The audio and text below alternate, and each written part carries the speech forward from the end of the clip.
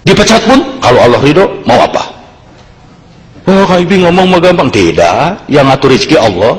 Bos juga kalau dipecat sama Allah, mau apa? Iya. Orang ngomong, itu ngomong mah gampang. Tidak. Saya Kang Ibing tidak punya kantor pelawak. Di mana sekarang pelawak kantornya?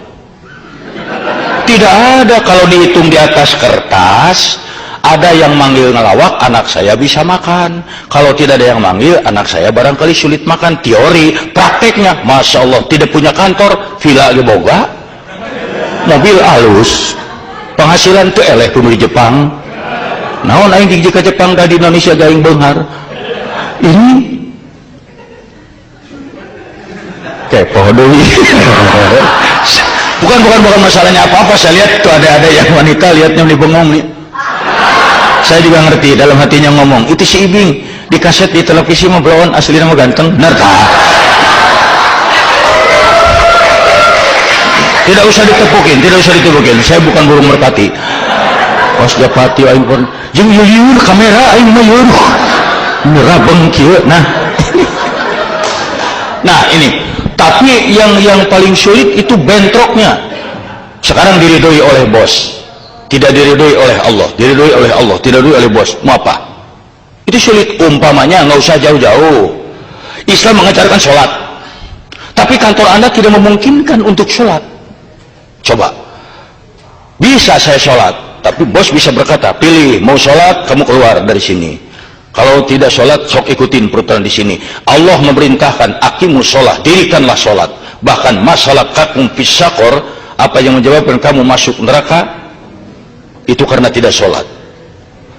Mungkin berat, saya paksakan sholat, saya dipecat. Saya tidak sholat, Allah. Tapi kalau kita mau, bukankah Allah mengajarkan kita untuk berjuang? Hadapi dong bos, minta dengan tenang, buktikan dengan baik. Saya yakin sebagai manusia hatinya luntur. Masa iya sih 5 menit dari sekian jam diminta untuk tidur? Kalau perlu sholat dengan diem.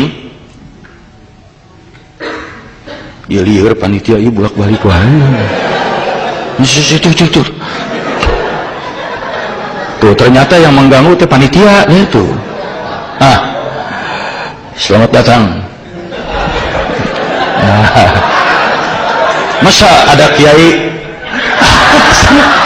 ngerti aing. Duh, saya tuh sebenarnya mau serius tapi aduh saya.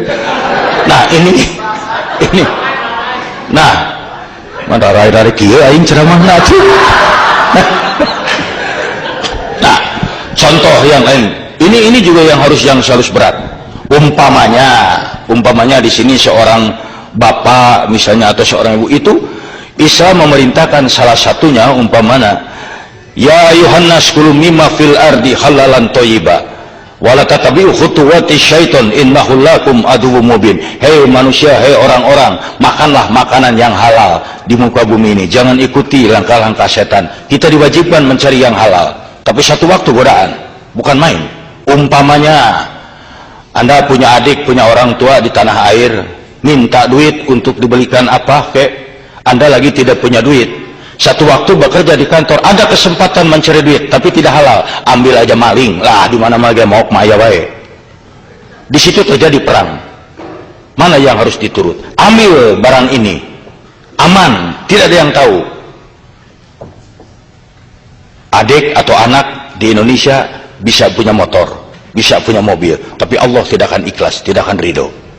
Sekarang tolak ini, Allah ridho, tapi anak tidak jadi beli motor. Itu perang yang berat. Tapi kan dalam Islam diingatkan, itu Nabi Ibrahim alaihissalam mendapat perintah dari Allah sembelih putranya Ismail. Itu berat, diturut perintah, anak jadi korban, Allah ridho. Tolak perintah ini, anak selamat, Allah tidak ridho. Tapi beliau Nabi Ibrahim alaihissalam lebih memilih, oke, keriduan Allah kalau perlu anak jadi korban. Tapi kan kita tahu way outnya, diberikan jalan, dikasih sembelihan lain sehingga selamat anak dan tetap taat. Kenapa kita tidak ingat ke sana? Tolak.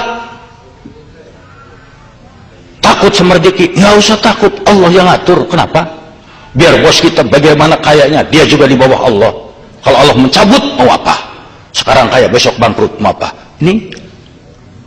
Nah ini kan yang tidak gampang, Nah, hadirin sekalian, adik-adik, ada benteng yang paling kuat di dalam kehidupan sehari-hari.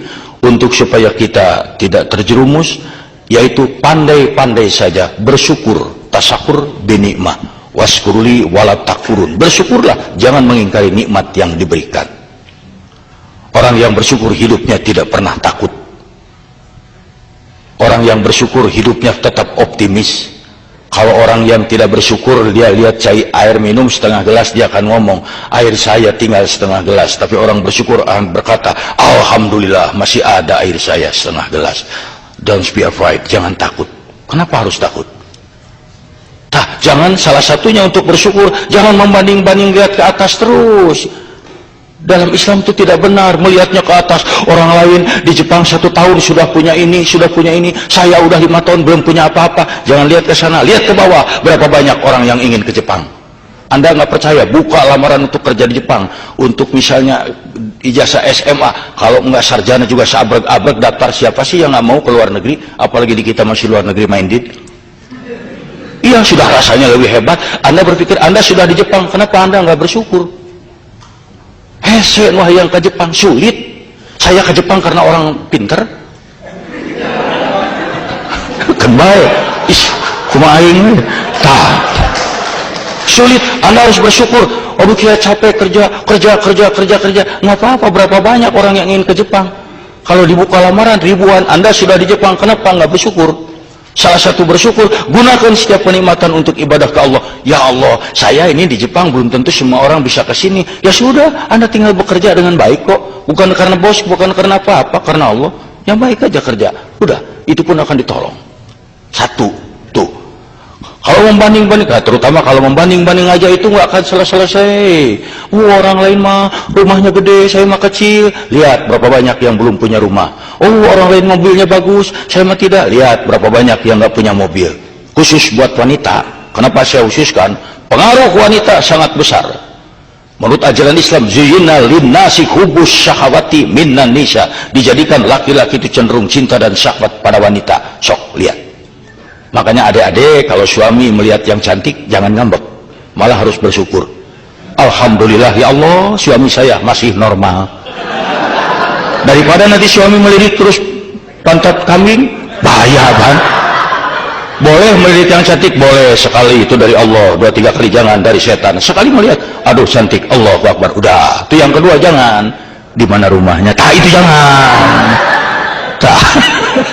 Orang yang mau bersyukur mah tenang-tenang saja, karena Allah tuh yang mengatur. Kalau Anda ingin bersyukur, nanti pulang dari sini lihat wajah sendiri di cermin, akan timbul rasa syukur.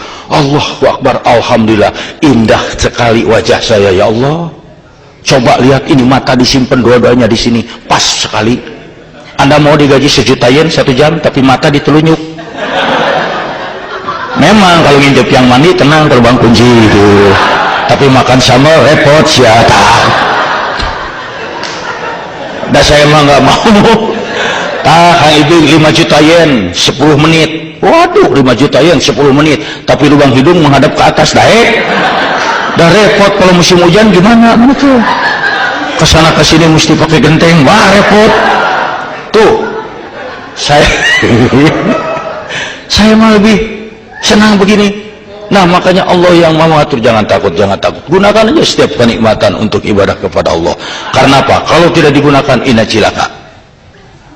Ada perintah umpamanya dalam ajaran Islam. Ini saya bukan apa-apa. Ini berkaitan dengan musibah ya. Karena yang namanya musibah itu biar di Indonesia, biar di Jepang, biar di Kutub Utara bisa aja kena pada tiap orang. Musibah itu banyak. Dari mulai misalnya kecopetan, kemalingan, kebakaran, dirampok, sakit gigi, itu semua musibah, semuanya tabrakan musibah. Dan yang nanya musibah, kalau dia hinggap pada seseorang, dia tidak pernah pilih-pilih. Dari mulai karyawan sampai direktur bisa kena musibah. Dari yang buta huruf sampai sarjana kena musibah. Tidak ada orang yang bebas dari musibah karena ustadz atau sarjana, tidak ada. Silakan tanya, Pak, Bapak pernah batuk? Oh, tidak pernah. Kenapa? Apa dokter Anda? Saya tidak bisa. Saya bodoh. Bapak pernah sakit mata? Oh, tidak pernah. Kapan direktur? Nggak bisa. Nah, dan orang musibah itu ya yakin bangsa manapun di dunia tidak ada orang yang mengharapkan atau kedatangan musibah. Betul nggak?